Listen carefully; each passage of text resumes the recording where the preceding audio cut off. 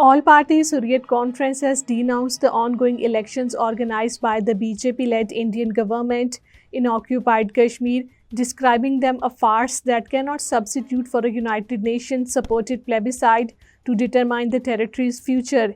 In a statement issued in Srinagar, APAC spokesman Advocate Abdul Rashid Minhas emphasized the urgent need for a special UN envoy for Kashmir. Democratic Freedom Party, a constituent of the All Parties Hurriyat Conference, has asserted that the Indian Prime Minister Narendra Modi cannot alter the ground realities of the territory through his unrealistic attitude and baseless claims. Responding to the Modi's recent speech in Srinagar, DFP spokesman Advocate Arshad Iqbal in a statement criticized the Indian Prime Minister for exhibiting arrogance and authoritarian demeanor.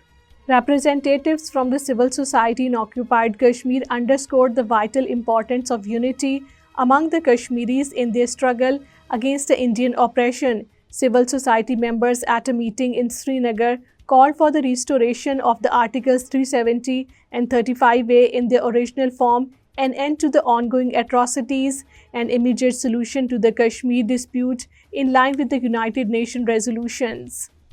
President of the National Conference Dr. Farooq Abdullah has expressed concern over the Bharatiya Janata Party's betrayal of the people of occupied Kashmir, saying it will continue its efforts to cause hell for the people of the occupied Kashmir.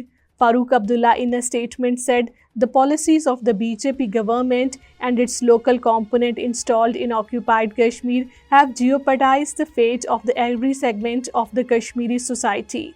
National Conference leader Umar Abdullah has strongly criticized the Indian Prime Minister Narendra Modi for his repeated emphasis on the dynastic policies, saying that it underscores a lack of the meaningful achievements in occupied Kashmir over the past 5 years. Umar Abdullah was referring to the Indian Prime Minister's recent speech in Srinagar, where Modi focused on attacking the three families, referring to the Mufti, Abdullah and the Gandhi families, rather than addressing and pressing the local issues in Jammu and Kashmir.